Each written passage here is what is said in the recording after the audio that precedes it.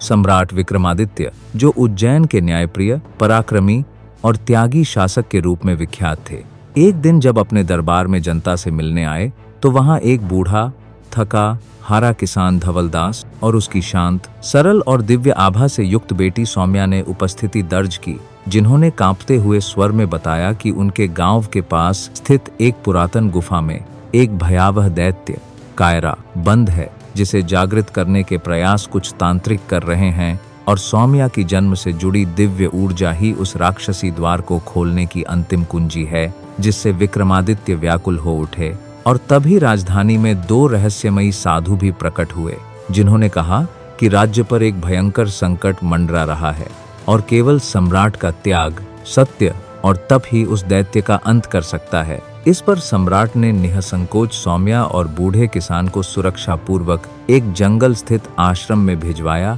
और स्वयं उन साधुओं के साथ एक कठिन यात्रा पर निकल पड़े, जिस मार्ग में पहाड़ों की ऊंचाइयां, अंधेरी घाटियां और विचित्र जानवरों से भरे जंगल पार करने पड़े, जहां साधुओं ने उन्हें आत्मचिंतन की आवश्यकता बताई और कहा कि केवल तलवार नहीं, आत्मज्ञान ही इस युद्ध में विजय दिला सकता है, जिससे प्रभावित होकर विक्रमादित्य ने अपने घमंड, क्रोध, शौर्य, प्रदर्शन और यश की लालसा को एक एक करके मानसिक रूप से त्यागा। और जब वे काल गुफा के द्वार पर पहुंचे तो आकाश काला हो गया, हवाएं गूंजने लगीं और अचानक रक्षक पत्थर स्वतः हट गए, जिससे गुफा खुली और भीतर से निकल पड़ा एक विकराल, विशाल कायरा, एक ऐसा दैत्य जिसकी आंखों से अग्नि निकल रही थी और शरीर से कालिमा की लपटें, जिसने हंसते हुए कहा कि मैं बल से नहीं मरूंगा, मुझे नष्ट करने के लिए उस व्यक्ति को सब कुछ त्यागना होगा जिसे सबसे अधिक प्रिय है। और जैसे ही विक्रमादित्य ने उस पर तलवार चलाई,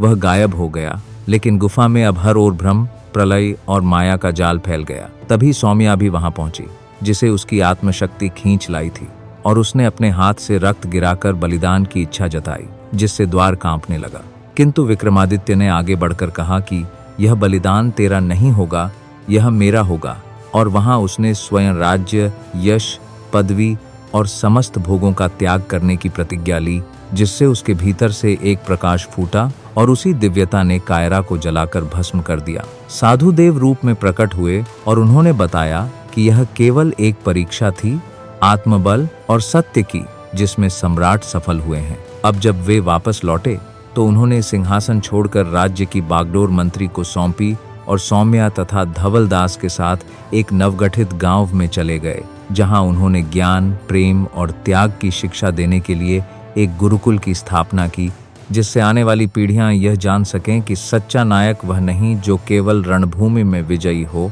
बल्कि वह है जो अपने भीतर के अंधकार को जीतकर दूसरों के जीवन में प्रकाश भर सके।